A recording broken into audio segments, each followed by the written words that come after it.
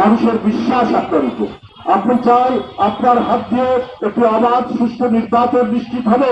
আপনি যে কয়দিন ক্ষমতায় থাকবেন, আপনি অবাধ সুষ্ঠু নির্বাচনের মাধ্যমে জনগণের প্রতিনিধির কাছে ক্ষমতা হস্তান্তর করবেন। এই ধরনের একটা গভীর বিশ্বাস জনগণের। কিন্তু যদি গরিবসী হয় তাহলে তো এটা ভিন্ন মাত্রা নেবে। আপনার এক উপদেষ্টা ছাত্রদেরকে বলছে, যেভাবে তোমরা চালাচ্ছ আমাদেরকে এইভাবে 5 বছর চললে করে দেশ আরো সুন্দর হবে। তারপরে নির্বাচনের দরকার নেই। গণতন্ত্রের যে আরো যে নিশ্চয়তাগুলো আছে, আপনার আইনের শাসন, ন্যায় বিচার, আদালতের ন্যায় বিচার এবং সংবাদপত্রের স্বাধীনতা, এগুলো তো গণতন্ত্রের উপাদান। এই গণতন্ত্রের উপাদানগুলো কি আমি সেই উপদেষ্টার কাছে বলতে চাই। তো এটার জন্যই তো লড়াই।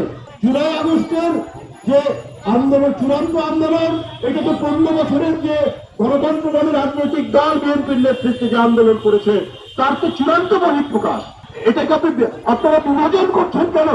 এই 15 বছরের মধ্যে ইলিয়াস নেই, সুমন নেই, চৌধুরী আলম নেই, অদৃশ্য করা হয়েছে। এদেরকে কেন করা হয়েছে?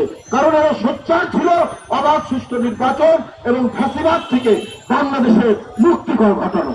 এই কারণে জীবন দিয়েছে। সেই জীবনের একটা চূড়ান্ত বহিঃপ্রকাশ দেখলাম। শিশু, তরুণ, কিশোররা জুলাই আগস্টে তারা জীবন দিয়ে শেখ হাসিনাকে বিতরণ করেছে। আমরা উপদেষ্টা সাহেবদেরকে বলবো যে আপনারা এগুলোকে এই 15 বছর 16 বছরের আন্দোলন আর জুলাই আগস্টের আন্দোলনের মধ্যে বিভাজন রেখে তৈরি করছেন কেন? এটা তো সব রক্তস্রোত একই সমুদ্রের মোহনায় গিয়ে মিলিত হয়েছে এবং তার এই মোহনার এই মিলিত স্রোতেই শেখ হাসিনা আজকে পালিয়ে গেছে। থেকে যারা পালিয়ে গেছেন তারা কিন্তু এই কাজগুলোই করবেন। আমাদের বার্গেনিং ক্ষমতা এত কম যে আমাদের চ্যানেলগুলো ভারতে তারা প্রদর্শন করে না, কিন্তু তাদের চ্যানেলগুলো আমাদেরকে অমূল্যই আমরা গ্রহণ করি, আমরা সেগুলো দেখি।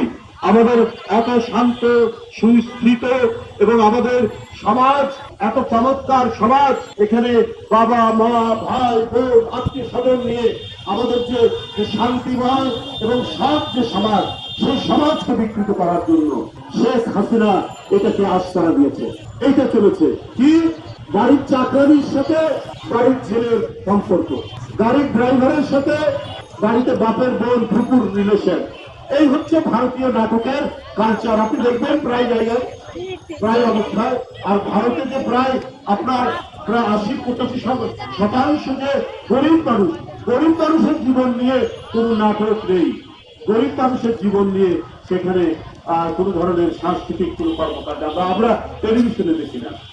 একেবারে একটা বিকৃত চার, যেটা ভারতের যে আদি কালচার সেটার সাথেও মেলে না।